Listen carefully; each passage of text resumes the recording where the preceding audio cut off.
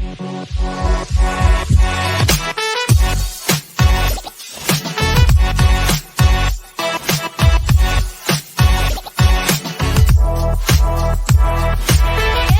everybody, to Generation Dan, the only podcast where we've gained 10 pounds since the last time you've seen us because it's the holiday season. I'm Atlas Novack. I'm your millennial. Who else is here with me? I'm Dino, the genetic marvel, and I'm up to 15. I'll tell you that much because I have eaten like a pig. The only advantage was I had snow to shovel, and that may have like balanced things out, but I don't think so.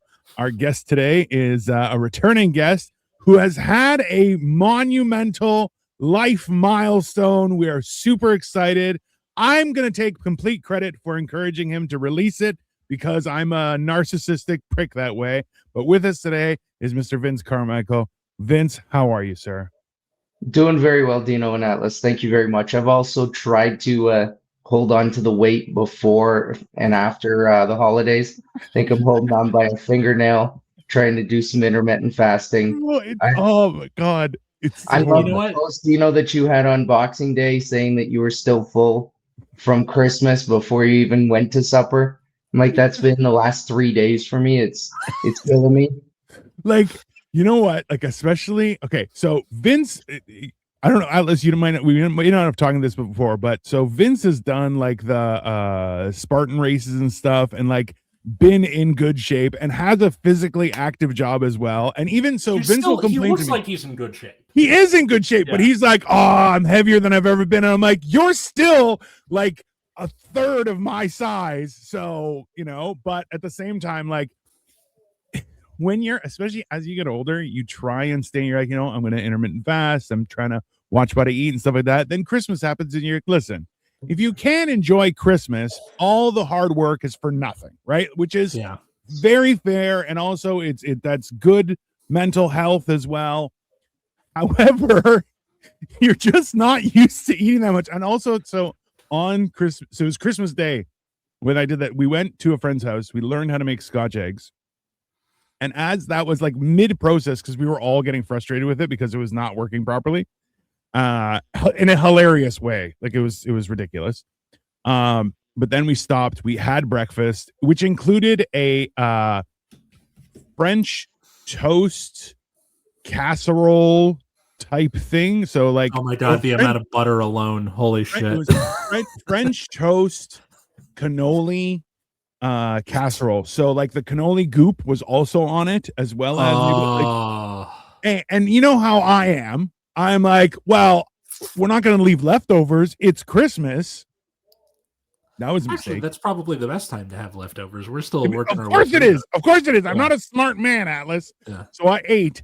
Now, the only problem is before this, because we were at our friend's house, like probably from like 11 until nighttime, like until like 11 o'clock at night. So I'm like, we get there, I'm smoking a joint just to get the day started. Huge mistake, because I became a bottomless pit and this is a friend who does like, they have a baking flyer that they send out and they sell like cookies and breads and cakes and stuff like that during the Christmas season. And I ate everything. Hello, Victoria. I ate everything and I thought I was going to die. But it was totally worth it. So yeah. And then we had dinner.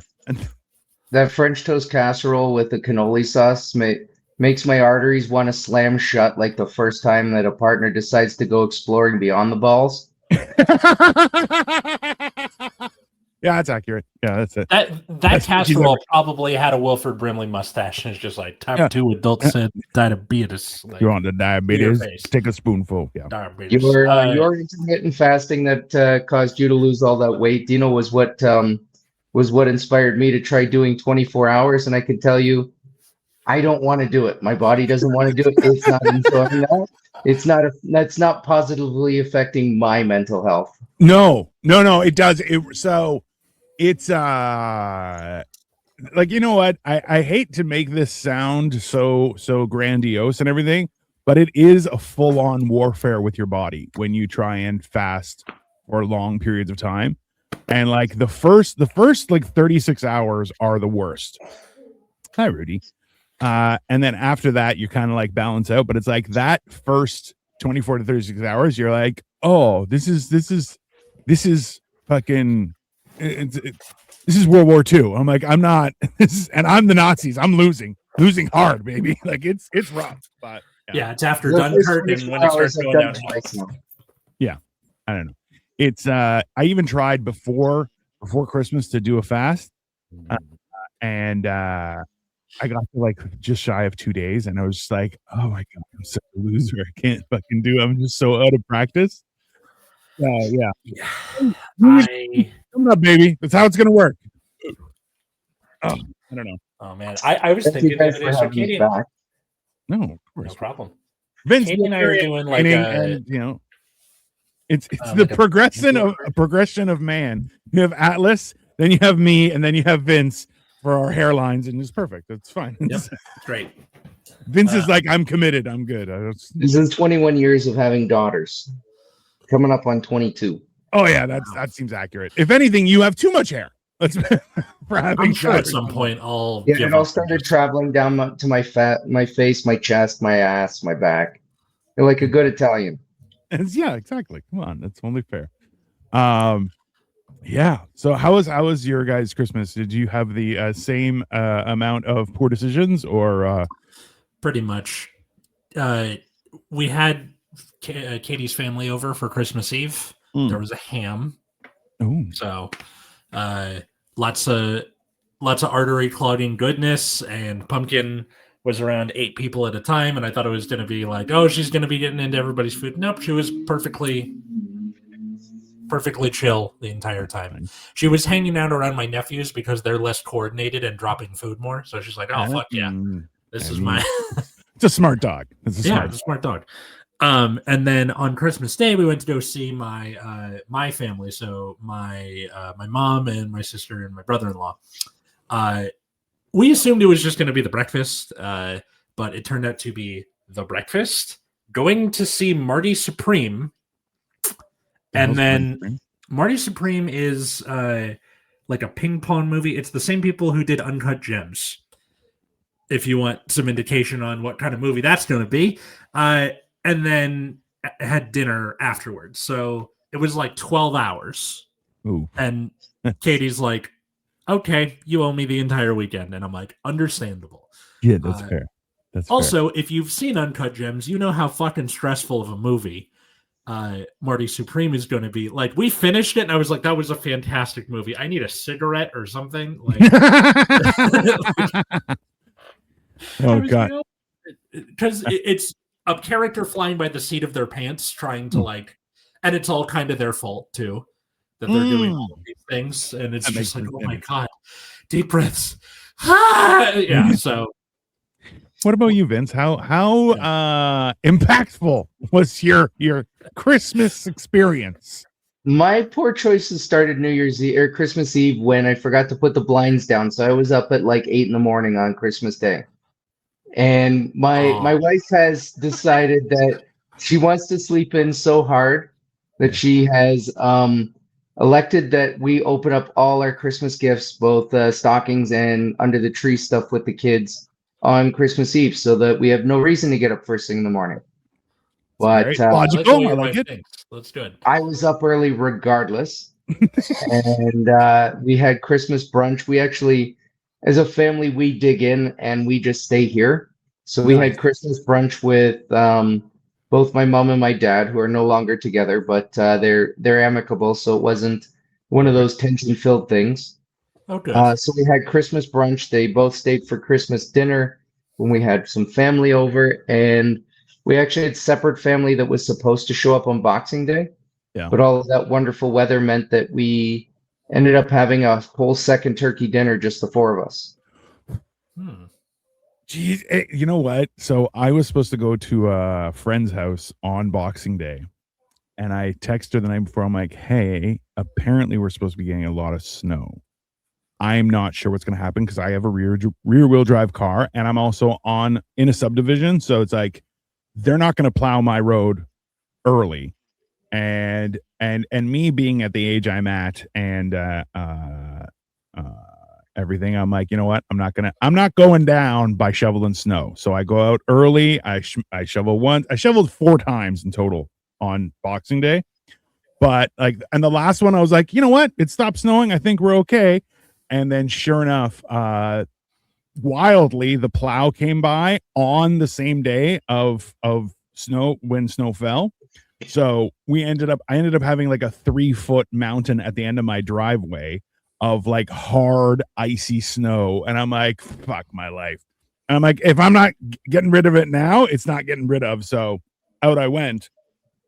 And but yeah, I was like, yeah, I saw like 3 cars like stuck on my road, and I'm like, yeah, that'd be me. No fucking thanks. I'm good. I'm like, I'm sorry. I love you. I'm staying home. I can't. It's just we have this sidewalk. We're on a corner unit, so we have the sidewalk and the mailbox down there. So I'm responsible for the mailbox and like 100 feet of sidewalk plus my driveway. Jesus. So when the plow comes through, we got buried at the bottom of the driveway. I've only half dug that out, but my wife runs a home daycare. Yeah. So I have to dig out a walkway for the daycare parents. That's where the 3-4 foot mountain was. And I had to dig that one out this morning before Monday morning when they start coming back. Jesus. Okay, Belinda, get out shithead. That's nice.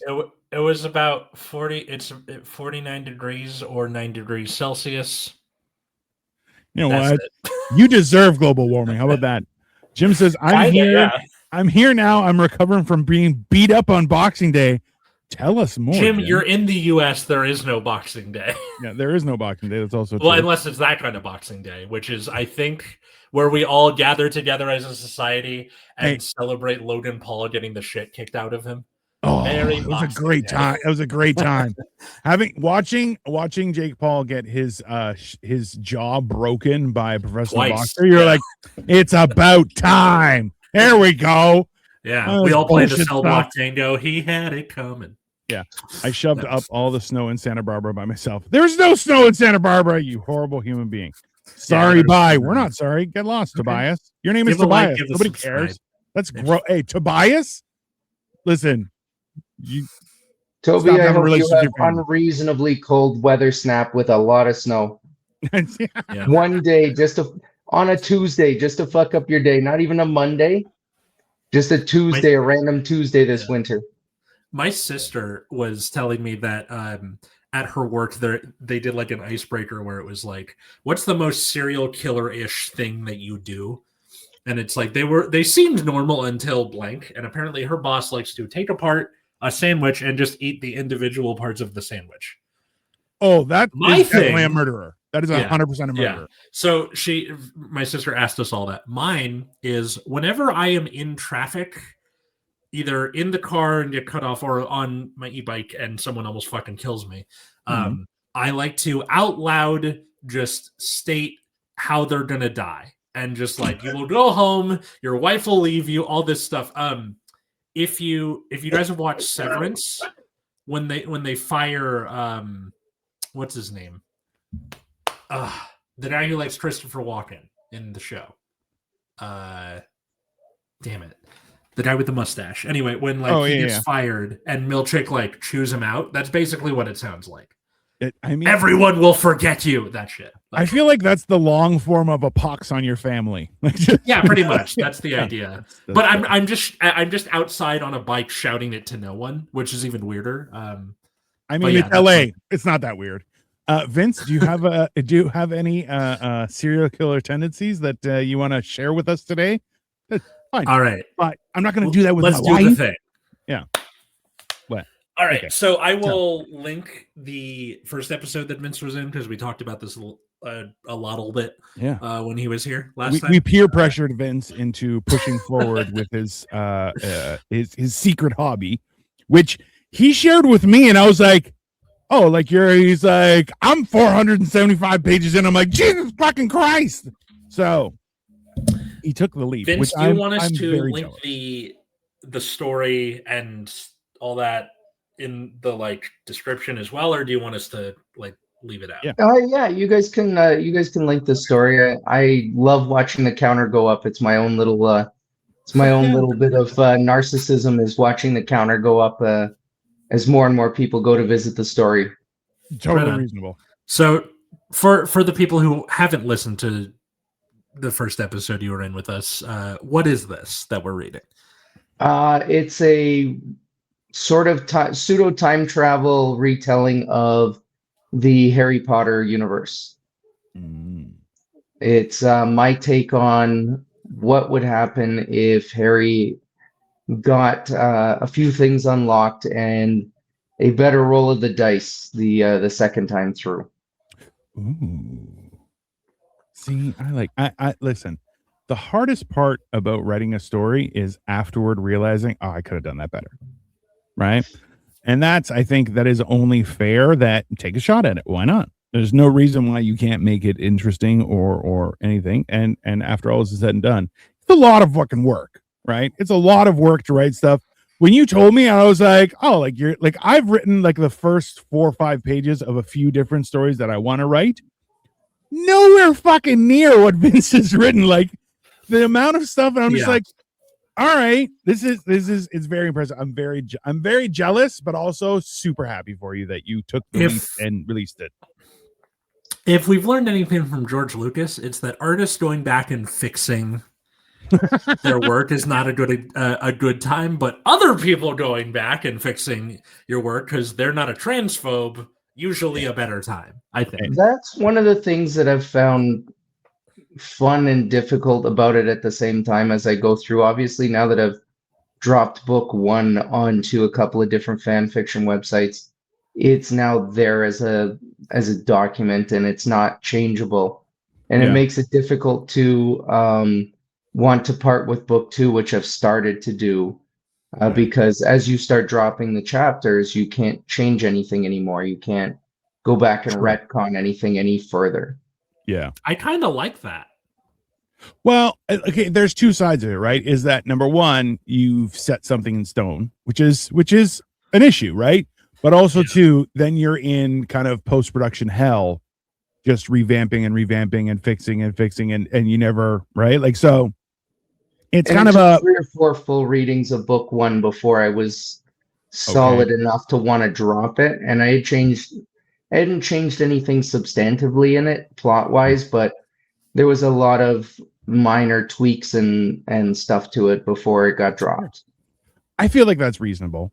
Okay, hold on. Jim said, I lived in the same building as Richard Ramirez lived in the Hotel Cecil. Number 1, get out of the Hotel Cecil. That is a death sentence. I would be careful. Lots of women are in law enforcement or were in the... All right. My goal is to be the only person who has never seen Harry Potter. Well, we're ruining that today, sir. Well, at least fanfic. So, Vince, did you want to read it or? I don't really trust my voice because I'm recovering from a cold. Okay. If one of you two don't mind. Absolutely. All right. I love reading. You want to go first? You want me to go first, Dino? Do you want me to read? So I picked up the one from Archive of Our Own. Yes. So do you want me to read the intro first, Vince? Is that, and then I'll read the chapter? Or sounds good. Do you want to read any part of this, or what are we doing? I'm good reading the chapter if you guys like do the MST3K thing if you want. I don't know what that means. Just kind of like reply, making jokes. Make noises. Yeah, we could do that. Okay. All right. So here's the intro. Hello. This is my first crack at writing fan fiction. I am currently working on book 4 of the series, so I have a backlog built in. This takes place over the timeline of the canon books with some prequel backstory added. I will not be writing author's notes before or after most chapters. I will add in the odd ones here and there, but that's it. Book 1 has 40 chapters. I will also be dropping this as the other major fanfic site, fanfic.net. Yeah. I have taken out the original spiciness on the story to adhere to decency laws in my country and make it accessible for all. What a kind man. I also someone who doesn't want to go to jail. Smart. Probably, smart. Yes. I own none of the characters in this universe. I have no stance on the opinions of J.K. Rowling for or against. I just enjoy playing in her sandbox. Interesting term of words.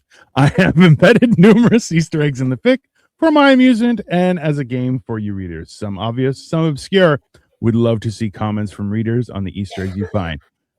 Jesus Christ, Vince, I'm so excited about this. Unreasonably so. Like, conveniently Christmas. I mean, this works out very well for me. Yes. The All Temperamental Elemental by Jedi Phoenix. Book 1, Chapter 1, the end. The war had been brutal and lasted longer than anyone had expected. No big epic battles to quickly tie up loose ends, just a slow descent to oblivion with too much death and despair. After Dumbledore had died, learning what he needed from Harry was almost too much. That does not even begin to mention how the only things he ever taught Harry were history lessons. Lessons as boring as any Goblin Rebellion lecture that Professor Binns droned on about. When Harry found out that Albus had never taught him anything useful because he always meant for Harry to die was a kick in the gut. For the greater good, Gellert Grindelwald's slogan. What? No, it's an accurate description of fucking Dumbledore was not a nice person. Okay, he was a bad guy. Okay, he doesn't get a very good telling in my story. Okay, he was a villain. Listen, he's not a good person.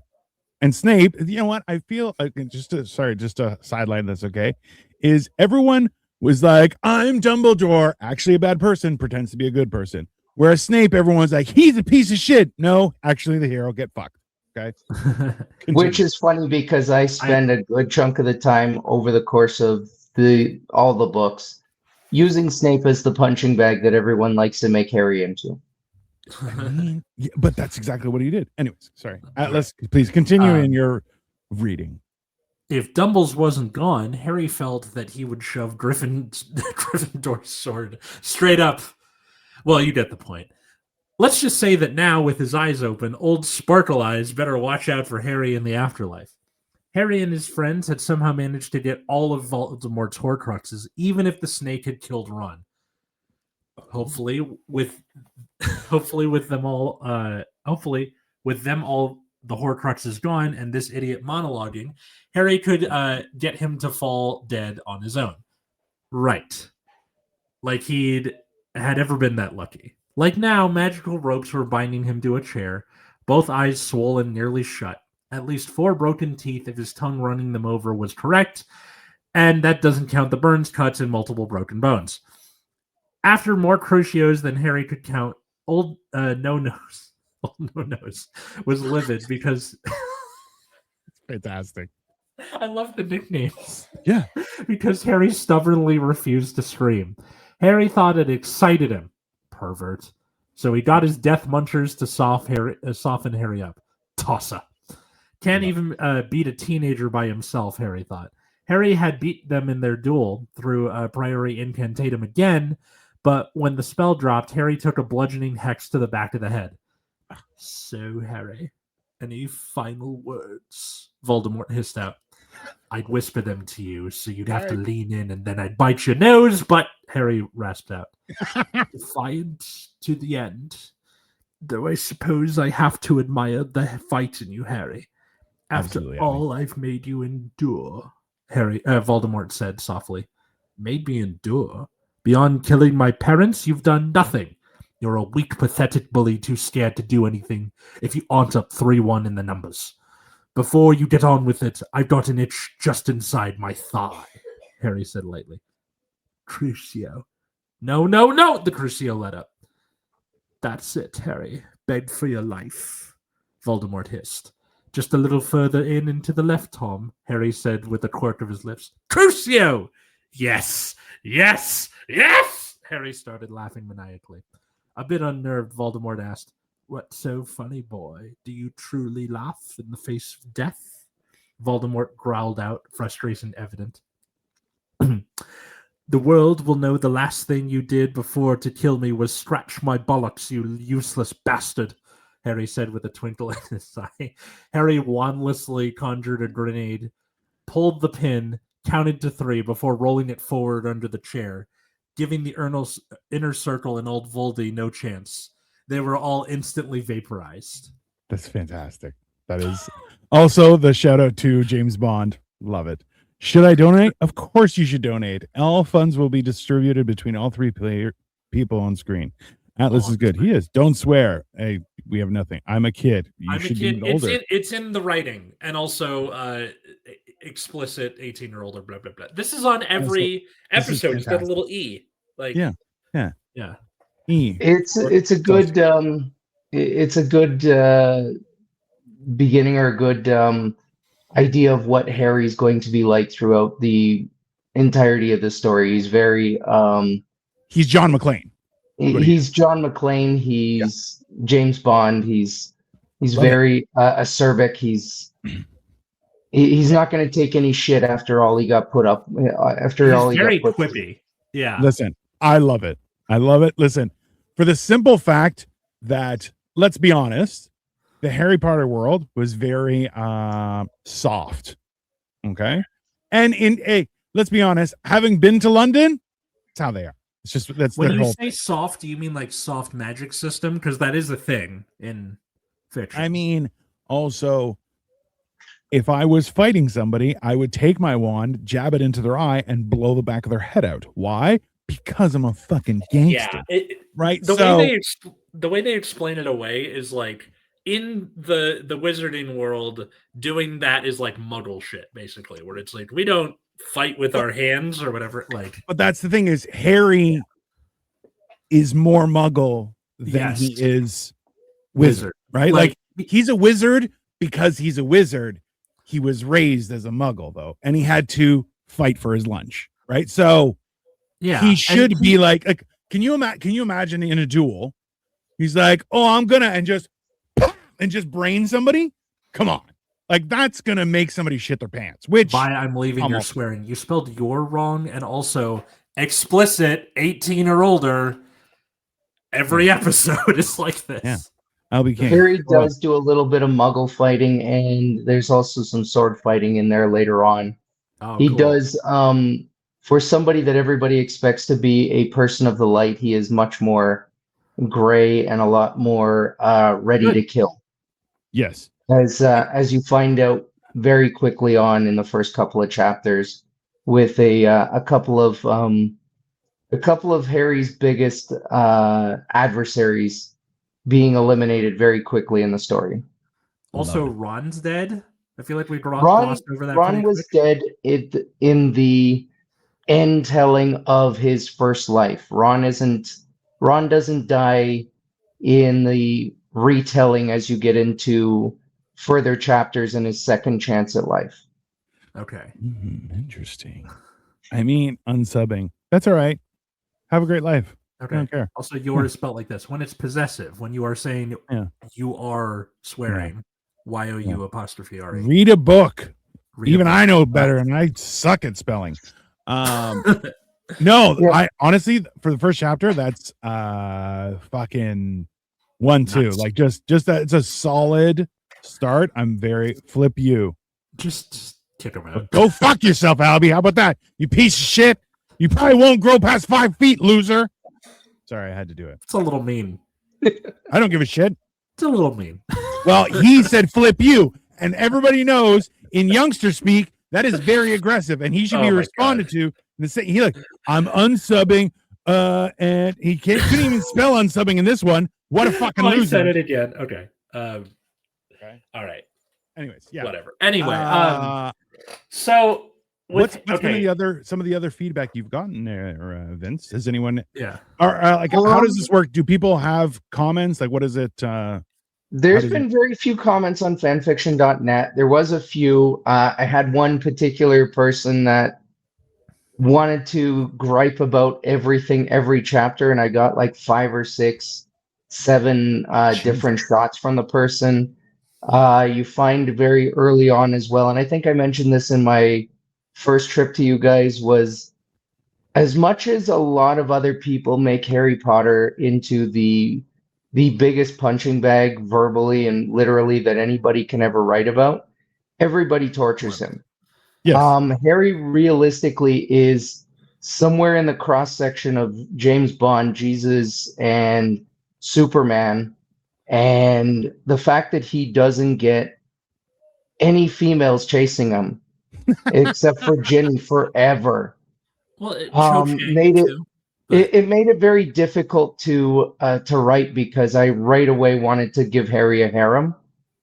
And Is that a Harold with two R's? Is that how that works? Or like I said at in the prequel part about not wanting to put spiciness in, trying to write even in a James Bondian type of way of something's going to happen, but we're going to fade to black, and then 20 minutes later something has happened, but we're not talking about it. I feel like that's reasonable. That was difficult to continue to move along with, but the first incident where Harry ends up with any kind of female interaction is him with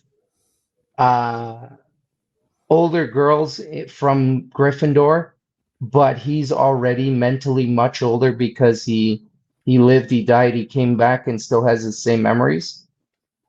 So it's kind of one of those, which one's older, and should he really be being interacted with by older students when he's that young? That's fair. Yeah, that's someone got really upset by that. Martin, what we're doing is our friend Vince, this way or down, whichever one you want, has the bald guy. We're all at certain levels of bald. Anyways, hat, receding hairline, bald. It's very easy. Hat, vampire, bald. That's what we're gonna do. Okay. Okay. Vince had come on a little while ago, and we discussed the fact that he was writing a fan fiction of Harry Potter, and through complete and utter horrible peer pressure from us, he has gone forward to release his first few chapters, and is very exciting. So we're responding to this. We just read the first chapter if you want to go back, and we will have links in the bottom as to where you can find it. But when this episode comes out on Friday, with the part where his internet dropped out, cut out, and stuff like that, there will be the links to everything on all your podcast apps. So to Martin and to Pixel Drink. Normally, we're a show where we talk about like topics from a generational stance. Dino's a Gen Xer. I'm a millennial. Yeah. Fanfic covers all generations, luckily. So, thanks, Pixel. Yeah. Really appreciate that. This is very interesting. I've never seen a live with people talking about fanfic. I mean, this might become a thing. Vince might be coming on as our regular here. I'm back, not swear. Go fuck yourself, Albie. Shut up and shut up. You shut up, okay? Why are you're fighting with a child? Hey, I will kick a child. I don't give a shit, okay? I love Harry Potter and think, yes, he should have got some more action. He's 100% should have been getting mad action. And also, it's the first chapter. It's the first chapter. A lot more is going to happen. Right. I feel like, listen. And just to correct what you had said earlier, I actually dropped the whole first book. So the whole first book is online. And I've started dropping the first couple chapters of book 2. Awesome. So get out of his way, people. He's out here to dominate the universe. I love it. Okay. So is Harry reincarnated and he's just kind of going through all this again and thus has the knowledge of his past life, or?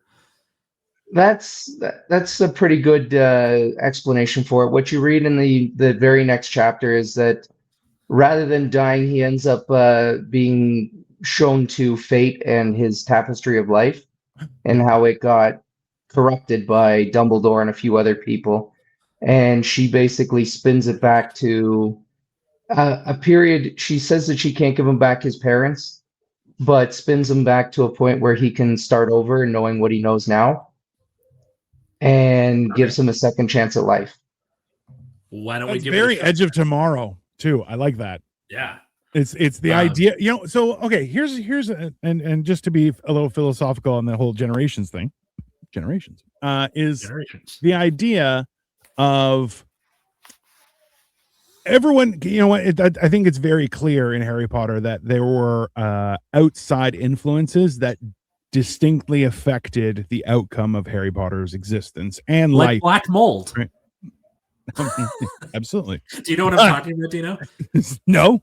Well, okay. So there was like there's like a video of J.K. Rowling being interviewed in like an apartment she's in, and like very clearly in the background there's black mold, and people think like that's why she like went off her rocker after she finished the books.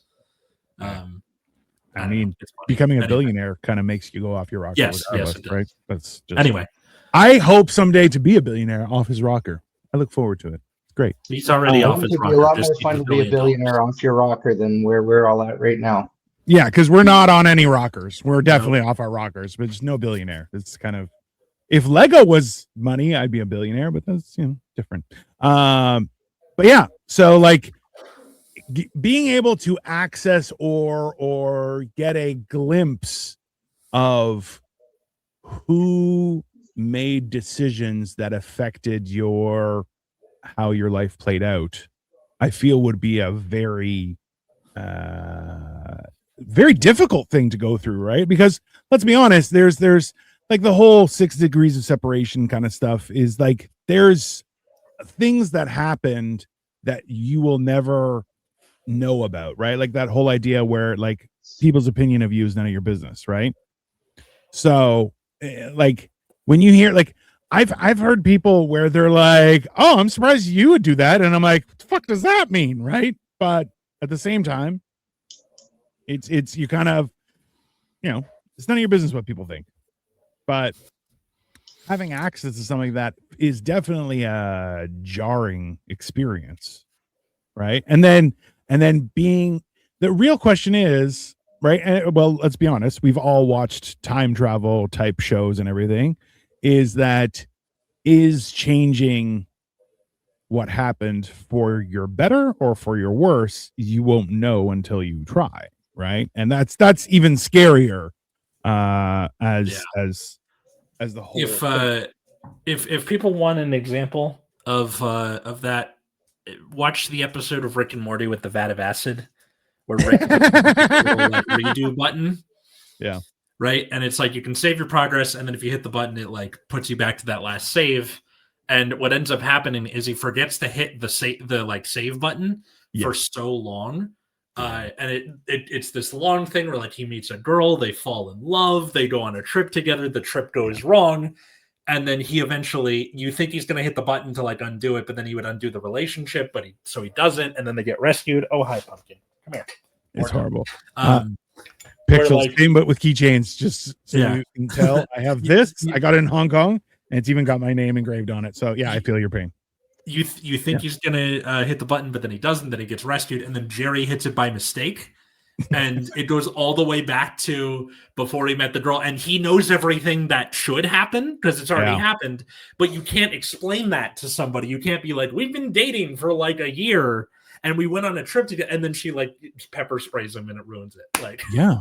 So I mean, like, let's be honest. The only thing that makes things worse is knowing that this should definitely happen, and it's up to you to make it happen. You're like, I don't know how I made it happen. Shit, right? Yeah, and like, if you get sent back knowing what you know now, that doesn't change outside factors too. Like other people can behave any number of ways which can still influence your outcome, right? Yeah. The nice thing about that within the Harry Potter universe is things like pensives, where you can go back and actually show other people, hey, this is what happened in the previous life. Mm-hmm. And you can actually show them what happened and why you're acting the way you are. So Harry eventually ends up taking some people into his confidence in my story, showing them, hey, this is what happened. This is why I'm acting the way I do towards Dumbledore or somebody else. And it's not just because I'm being a prick or being right out of left field. These are the reactions that I had to live through the first time. Yeah. Which so he's not just allowed to show this is what or know what his first life was. He can show it to some other people. So, okay, well, and that brings that's cool. There's another point to that is that like if someone shows you what has already happened that has shaped how you act now, is that is your fate already decided? Can you change your fate? Mm-hmm. Right? Is which is a unanswerable question, right? Because is everything in your life already decided, or do you have free will? Who knows, right? It's very, very philosophical. I like it. Well, I think at least in the way that I wrote my fanfic, definitely there is free will, because there's a number of people who didn't interact with Harry nearly as much in his first life, and they realized that through seeing his memories, and have a definite different life with him this time. Very cool. I like that. Should we read the second chapter, or should we? Vince, your call. If you want, how much? I mean, let's. I'm down to go on to the next chapter if you are. Hey, you guys, this is your bus, man. I'm just enjoying riding with you. It's your story, dude. If you want to begin the second chapter, by all means, go ahead. Okay. Right. Do you want to continue reading, Atlas, or would you like me to take a shot? You want to go for it? I'll keep by all means, sir. I will sit and be shocked and in awe as you requested. No problem. All right. Chapter 2, Rebirth. Harry woke up suspended in air, surrounded by blinding white light. He noticed he felt no pain anymore. Then a voice spoke to Harry from behind him to the left, a voice he only remembered hearing when in the company of Dementors. Instead of the red hair he was expecting through it was silver. Instead of the red hair he was expecting, though, it was silver and blinding off the all-encompassing light. Harry, the voice said. Mom? Yes and no. I chose to look like your mom to let you feel a friendly face, but no. I am Clotho or Clotho? I'm not up on my Greek mythology. We might have to ask the genetic marvel here. Clotho. That's true. The Greek one. Which one? What is it? Clotho or Clotho? Clotho. Okay. It's one. Greek is read exactly how it's spelled. So, and remember too, like there is no C. So if it is a C, it's actually a K. So it's Clotho. Okay. It's Clotho. One. Okay. All right. I am Clotho, one of the fates, and I will neither lie or deceive you. I fear you've had enough of that for 3 lifetimes. Also, I owe you a bigger apology than I can possibly express. My thread for you was tainted and twisted too many times by too many people. By no means was your life supposed to be easy. No great heroes ever is. But so many other threads were prevented that the tapestry needs to be, or perverted that the tapestry needs to be reset. Hold on. That is an interesting perspective there, Vince. That is, I like what you did there. Is that at what point can shenanigans happen so much that fate is like, hold the fuck on, start over. That's some fucking stupid shit. I like it. Yeah. Continue, please. There's the Fates are a big character in Hadestown, which I saw back in October, and or the Fates plural, all 3 of them are characters, and there's a big thing about retelling the story over and over, even if Orpheus and Eurydice are not going to be united. Yeah. In the end, you have to retell it because it is important to tell as a story. Correct. So it reminds me of this a little bit. Okay. At the thought, the tapestry of Harry's life appeared before him. Loved by so many for 15 months, parents, friends, and family. Then the betrayal of his parents, followed by pain, suffering, and dodging death time after time. Fighting Voldemort and the expected victory, the tapestry looked sick somehow, like part of it had mold and rot on it. Beside it was another tapestry. What is that black mold you were talking about? I mean, look, that's the perfect explanation. Is outside coming in, polluting, and it's fucking Vince. You have some real talent, you son of a bitch. Yeah, fucking liar. Beside it was another tapestry. The beginnings were the same, but after the betrayal, a life was serious, full of laughter, love, and pranks. Being trained by Sirius and Remus, a man named Arcturus, and women named Dorea and Cassiopeia from the time he could walk. Through his Hogwarts years, several girlfriends learning his lineage. Hey-o. Some things... What? No. Okay. Some girlfriends learning his lineage. Some things were partially blurred out. A direct descendant of Gryffindor, one of the many shocks, the blurred outline of his animagus. Something big and airborne. Voldemort's inevitable return, the Second Blood War, people dying, including his first love, eliminating the Horcruxes, combining the Hallows, eventually defeating Tom and living his life in peace, teaching, and eventually becoming headmaster of Hogwarts, of having a family the Weasleys would be jealous of growing old and eventually passing on surrounded by loved ones. It was beautiful, if imperfect, and it was all stolen from him. How? Who? Why? Harry asked. Hold on. Harry, if I knew you'd be... Hold on. Sorry. This brings me back to, there's a story where it's like, what if you were like sitting in your underwear, having cereal, watching cartoons on a Saturday morning, and suddenly like a very posh version of you and like an old-timey ghost appeared, be like, your future could have been this.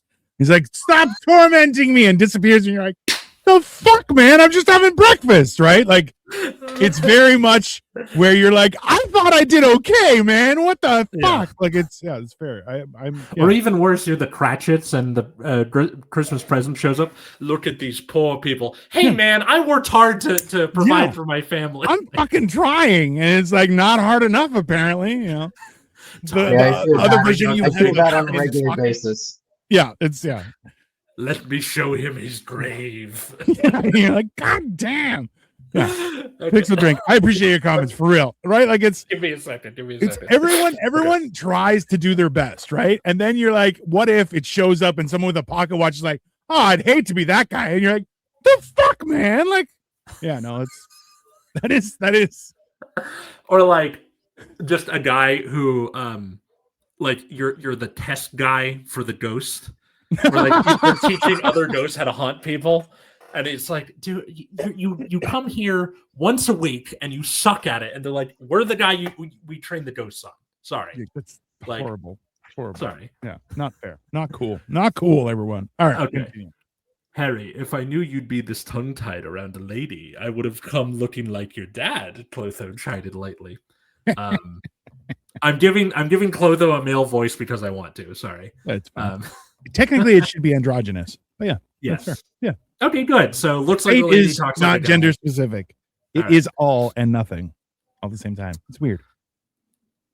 And there's no point appearing as serious. You'd get mopey and we'd get nothing done. Harry, your thread was tainted by one person specifically and the free will of many.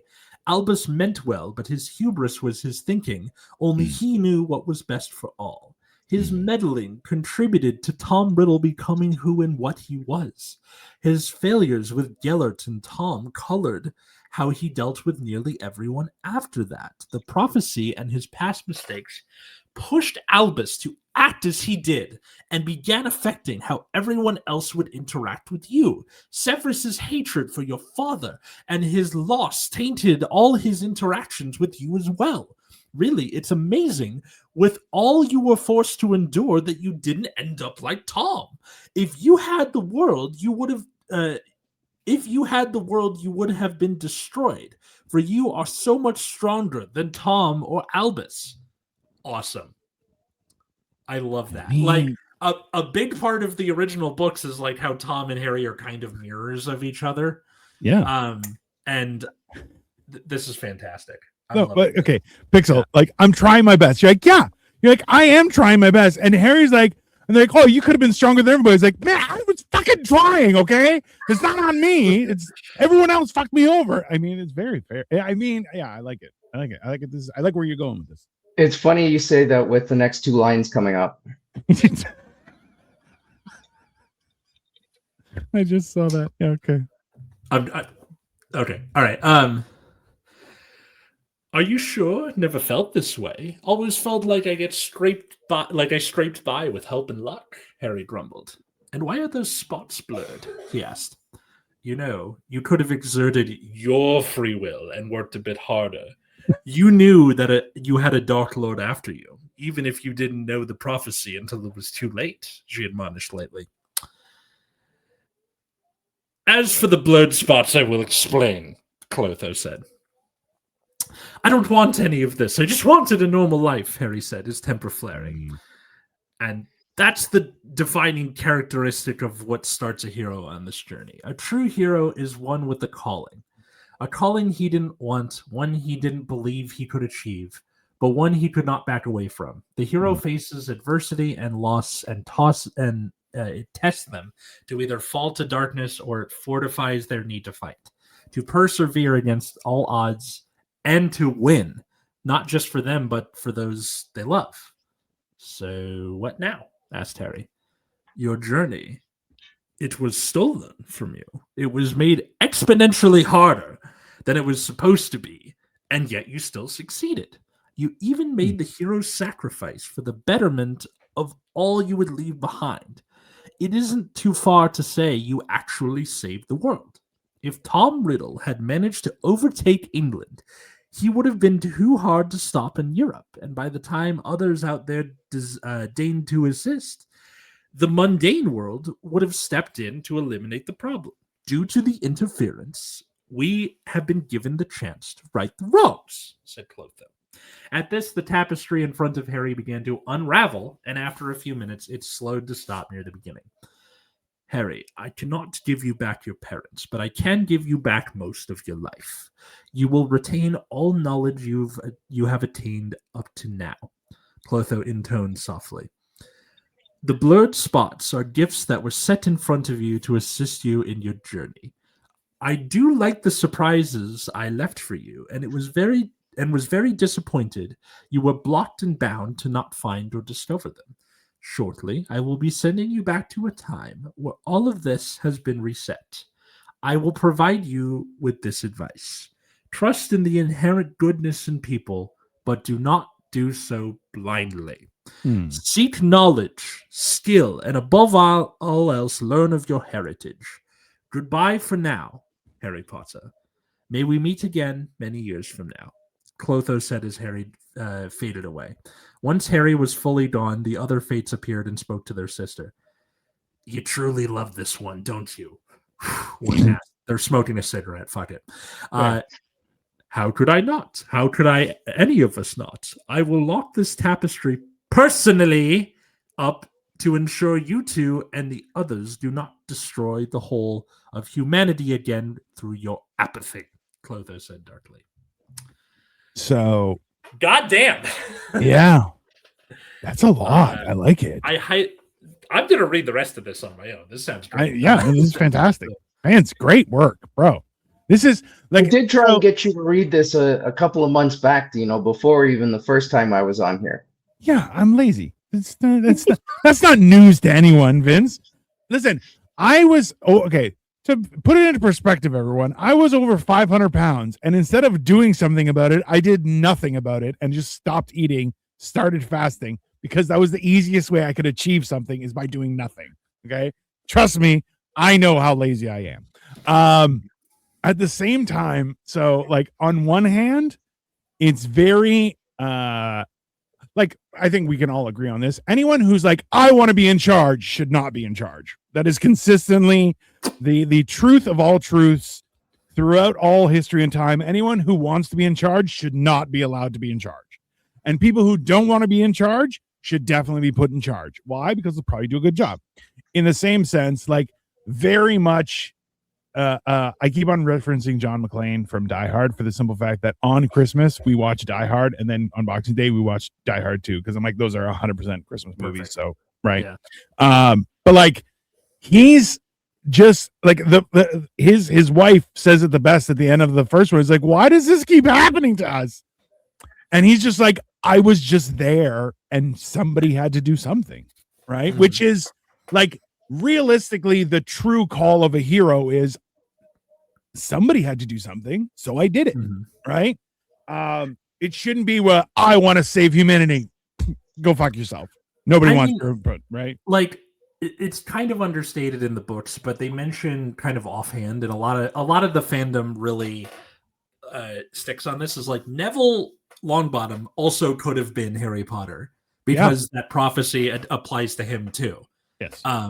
So he could have just done all the stuff that Harry did, but didn't for whatever reason. Yeah.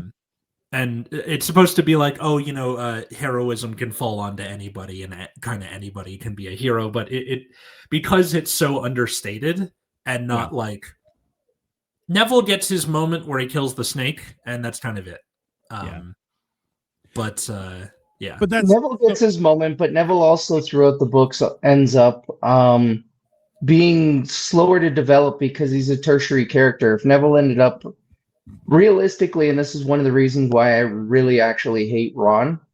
There's two characters in the Harry Potter universe that there's four characters really that I hate, but main characters that I hate are Ron and Dumbledore. Okay. Because they are just legitimately bad people. Dumbledore puts Harry into terrible situations over and over without any kind of explanation or any kind of guidance, and Ron realistically is holding Harry hostage from becoming a better person by doing all of the lazy stuff, wanting to goof off, and never really pushing him to develop other friends. I think in Ron's case, it's because they're teenagers. That's just kind of part of what it is to be a teenager. Age is no excuse for being a piece of shit. Okay. And then also in Ron's case, like his role in the books is to kind of be the guide for Harry and Hermione who come from the Muggle world, to be like, this is how all the wizard shit works because I'm from here. Yeah. Like, he's also a terrible guy though, because 7 years in, he still doesn't know how to say things like electricity. Yeah, that's fucking stupid. And his dad is supposed to be the head of the misuse of Muggle artifacts office, and he still doesn't know how to say electricity or do anything in the Muggle world. They are bigots. They're just bigots that hide behind being stupid. Oh, that's 100%. Let's be honest. That is bigotry. Weaponized incompetence as wizards. Yeah. So, so I have not read. I think I read the first 3 books because they were small and written for children, and after that, I was like, oh, this is too much. So then it starts ramping up in the stakes and stuff. I'm a sympathetic. But what you're telling me is that Ron was actually like Paulie from Rocky. Like he was just a pain in the ass that fucked everybody up. Like in a lot of ways, Ron really is Paulie from Rocky. He just doesn't drink yet. Oh. A lot of fan fictions have him in that kind of 19-year jump after Voldemort dies before their kids go off to school. Yeah. Of him getting fat and being a drunk. So he really is Paulie. He's constantly jealous of what Rocky has and that he never does anything better with his life. But to speak to your laziness, Dino, there's things called e-readers, which can actually, if you just plug your headphones in, it will play it for you, so you don't have to do anything. Okay. So as an English teacher, I will say audiobooks count as books. Oh, 100%. I was trying to figure that out on my phone, and I could not figure it out. I'll be honest with you, Vince. I gotta find out a different program to download because the ones I have that don't work. Hi, it's me again. Hi, the Nell Gaming Guy. What do y'all think of Five Nights at Freddy's 2? I haven't watched it yet. I haven't seen either movie. I was like, what the fuck is FNAF 2? Yeah. Poor Harry. I mean, so here's the question though, is that we're running a little bit long, so I apologize, guys. But the idea of being a hero, I feel like you have to have a significant amount of suffering to be a hero, right? Like you can't, like if you don't have any suffering, can you be a hero? I think from like a reader's standpoint, it's boring. If everything is easy for the hero, then it's like, okay, why should I care? You have to, like, as a person, because you as a real person went through some kind of hardship as a person. Whether it's sickness or money stuff or family trouble or whatever, like any sort of friction in your life, you have to like empathize with the character, and if they're a hero, they have to go through some sort of hardship for it to like really resonate with you. That's why the whole hero's journey thing is the thing. It's interesting you say that because that does make somebody like Superman a difficult hero to write for. because he was that overpowered. And that was one of the things I did struggle with Harry, because realistically, if you read through the rest of it, you find that he spent 15 years in his kind of Dagobah, to use a Star Wars reference. He spends about 15 years in time dilation learning everything he needs to know.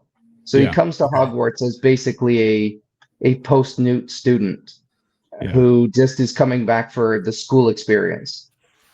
Okay. And it makes it difficult for him to face any kind of adversity or challenges. And I really had to stack up challenges against him, and he still kind of tanks his way through a lot of it. See, go ahead. There's a Justice League cartoon that aired in like the early to mid 2000s, and there's a great like moment for Superman that I still remember to this day, like 20 years later, where he's fighting some villain, and he's telling him basically, I live in a world of cardboard. I am afraid of breaking everything I see because of how powerful I am. It's Darkseid. You are enough of a challenge where I can finally let loose, and then immediately starts like tanking his ass. And all of the windows break for like 3 miles around the punch. It's him versus Darkseid. It is it's from Justice League Unlimited. It's a fantastic episode, because that's the thing is, so Batman's alter ego, right, is Batman, which also is a questionable thing, because technically he pretends to be Bruce Wayne. He is actually Batman in his own mind. But Superman's alter ego is Clark Kent, because he is Superman, right? So the fumbling klutz who slouches, can't figure stuff out, is like, I don't know. And you're like, he's unstoppable. There's no like, and that's the juxtaposition, is because you're right. Is Superman is hard to write for, because there aren't roadblocks for Superman. His roadblocks is him having pity on mankind for how fucking stupid they are. It's him being a Boy Scout, basically. My code as a Kryptonian is I want to protect the people of Earth because they're good people and I believe in them. Right. And Batman is kind of the opposite, where it's like, you all fucking suck. I'm gonna beat some ass. But at the same time, it makes sense. Go ahead, Vince. Sorry. Very much, my Harry Potter is more Batman than he is a Superman. Mm-hmm. It is that a lot of the people in the wizarding world suck, and I'm gonna kick your ass. Good. Yeah. Fuck them. That's. I mean, I'm all for it. That is fantastic. Can't catch a break when you're a hero. Yeah. No, you can't. But you shouldn't either, right? Like, the path of a hero is a path of suffering. There's no question about that. But it is a path of, like, that's the ultimate way to grow, right? Like, you won't achieve your destiny without suffering. Like, it is an integral part of the growth process. And to me, his suffering, at least in my fanfic, is his first life. It is his first life, and then his, as I just called it earlier, his Dagobah time. It's his training, where he learns to become who he ends up becoming. But he's already kind of preloaded all his suffering, and now is trying to come back and right the things that were wrong in his first life. Yeah. Tricky. And there is a little bit of PTSD written into future chapters, where I don't really want to ruin it, but there's a situation where Harry kind of has a flashback to when Sirius died, and it kind of really screws him up for a moment or two. Yep. But he definitely has to. They definitely had to make overwhelming forces for him to fight just to make it even. Because I really did overpower Harry and tanked him up. Yeah. So I think for interesting fight scenes, you definitely have to have, I have a question. Voldemort times if 10 he or something. Goes, so if he goes, going back, would the Elder Wand still recognize him as its owner? It's a question. Well, the elder one is like, you know, notoriously fickle. So it's like, oh, you punch that guy in the face. It's I'm yours now. Like, well, so this is the thing. Like, so we went to there's a store in London that has all sorts of like fan stuff and Harry Potter merch and everything like that. And they had an elder wand there. And Victoria's like, you should get the elder wand. I'm like, you can't buy the elder wand. You have to win the elder wand. And the salesperson is like, back. Yeah. And then another person was like, hey, because they had a really cool Green Lantern ring. And Victoria's like, I wonder if they have your size. I'm like, what size do you have? They're like, this is the biggest one we have. And I go to put it on and it doesn't even fit my pinky. And I'm like, and Victoria's like, you can get it resized. And I'm like, no. For a Green Lantern ring? The Green Lantern ring chooses you. You can't choose you can't force it on. And again, the salesperson is like, facts. You can't. Also, just because how it is. And Victoria's like, you're stupid. She's like, you're an idiot. I'm like, I may be an idiot, but I'm not wrong. So you have to take the trauma. So for people who enjoyed this episode of Generation Dan and all of the lovely Vince Carmichael's fan fiction and want to hear more, when this episode releases on Friday, which is like a little after New Year's, I think the 3rd or something. Yeah. The link to the first 2 chapters will be in the description. And you can then read the rest of the fic from there. If anything, it's your responsibility to read the entire fanfic and comment and support Vince on his journey of righting the wrongs of history. So, yes, where can people find and follow you, Vince? You can follow me at Facebook, Vince Carmichael, on Insta at Vince Carmichael 3, and then in Archive of Our Own and fanfiction.net, I am Vince Carmichael. And the story is called The Temperamental Elemental. All right. Nice. Awesome. You can follow us, the show, at Generation Dan on all those social medias. You can also follow me at Atlas Novack, wherever fine social medias are found. At the time of recording this, I'm currently doing my top 5 teacher sketches of the year on TikTok. There's other stuff in there. Like right now I'm doing a series of Benoit Blanc in the Ace Attorney universe where he's just like fucking done with Phoenix Wright's shit at this point. Like I just started Justice for All and he's like smacking him around and stuff.